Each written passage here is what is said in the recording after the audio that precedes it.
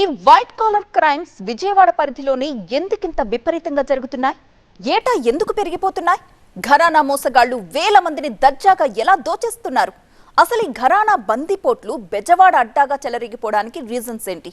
దీనికి చాలా కారణాలున్నాయంటున్నారు పోలీసులు.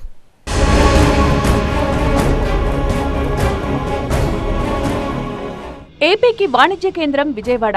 వ్యాపార కేంద్రంగా ఉన్న ఈ నగరంలో లిక్విడ్ క్యాష్ అందుబాటులో ఉంటుంది. ఇక బెజవాడ చుట్టుపక్కల ప్రాంతాలు వ్యవసాయ పరంగా, వ్యాపార పరంగా చాలా సంపన్నమైనవి. నగరంలో మధ్యతరగతి, ఎగువ మధ్యతరగతి వ్యాపారస్తుల సంఖ్య ఎక్కువ. రోజువారీ రొటేషన్ కోసం చేతిలో ఎప్పుడూ లిక్విడ్ క్యాష్ ఉంచుకుంటారు. ఈ క్యాష్ ను ఎక్కడైనా ఇన్వెస్ట్ చేసి మరింత లాభం పొందాలనే ఆలోచన వీరిలో ఎక్కువగా ఉంటుంది. ఇక రెండో కారణం రిటైర్డ్ ఉద్యోగులు, గృహిణులు. విజయవాడలో రిటైర్డ్ ఉద్యోగులు, పెన్షనర్స్ ఎక్కువగా ఉంటారు. రిటైర్మెంట్ బెనిఫిట్స్ కింద వచ్చే డబ్బును బ్యాంకులో డిపాజిట్ చేస్తే 6% వడ్డీ మాత్రమే వస్తుంది. అదే ఈ మోసపూరిత సంస్థలు నెలకు 5 నుంచి 8% వడ్డీ ఇస్తామని ఆశ చూపేసరికి ఆ మాయలో సులభంగా పడిపోతున్నారు. మూడో కారణం, బెజవాడలో సమాంతర బ్యాంకింగ్ వ్యవస్థ నడుస్తూ ఉంటుంది.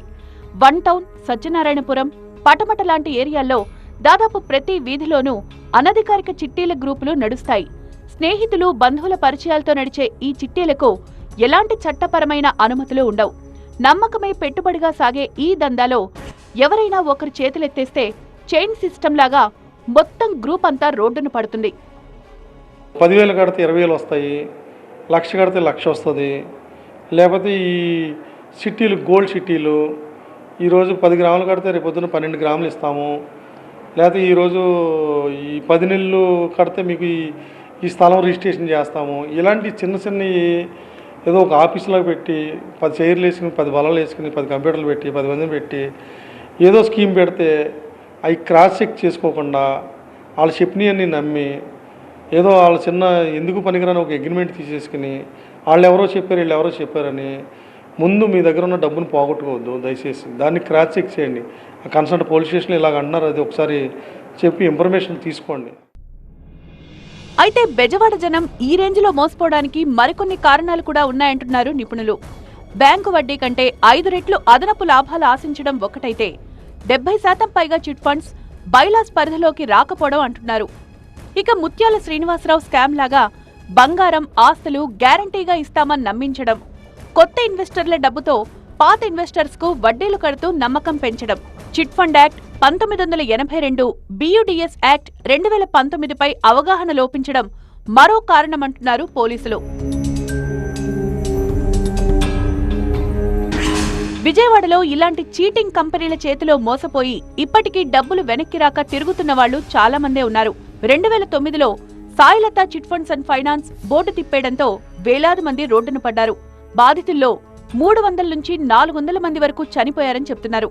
వాళ్లంతా ఇప్పుడు పోలీస్ స్టేషన్ల చుట్టూ, సిట్ ఆఫీసుల చుట్టూ కన్నీళ్లతో ప్రదక్షిణలు చేస్తున్నారు.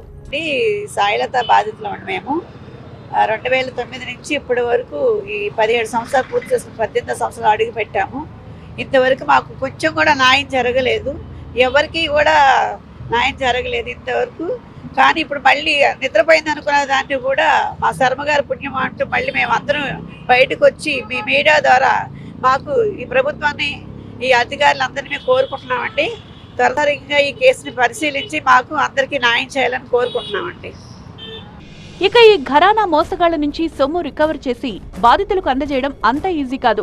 సీజ్ చేసిన ఆస్తుల వేలానికి BUDS యాక్ట్ కింద విచారణకు ఏళ్ల సమయం పడుతుంది. ఇక కేటుగాళ్లు ముందే తమ ఆస్తులను బంధువుల పేర్లపై మార్చేయడం వల్ల రికవరీ కష్టమవుతోంది. మధ్యలో ఉన్న ఏజెంట్లు చేతులెత్తేయడంతో అసలు సూత్రధారులను పట్టుకోవడం ఆలస్యమవుతోంది. ఇలాంటి కేసులో ఏ ఫైల్ కదిపినా కూడా కొన్ని కోట్ల రూపాయల స్కామ్ నడుస్తుంది. ఇక బాధితులు 100లో ఉంటున్నారు. ఇప్పటికీ రూపాయి డబ్బులు వెనక్కి రాక కొన్నేళ్ల పాటు వృద్ధాప్యం వచ్చినా కూడా డబ్బుల కోసం తిరుగుతున్న వాళ్ళు చాలా మంది ఉన్నారు. కాబట్టి తాజాగా జరుగుతున్నటువంటి కేసుల్లో మోసపోతున్న వారి పరిస్థితి కూడా అట్లాగే కనిపిస్తుంది. కాబట్టి పబ్లిక్ ఇప్పటికైనా కూడా ఇలాంటి కేసుల పట్ల అప్రమత్తంగా ఉండాలి.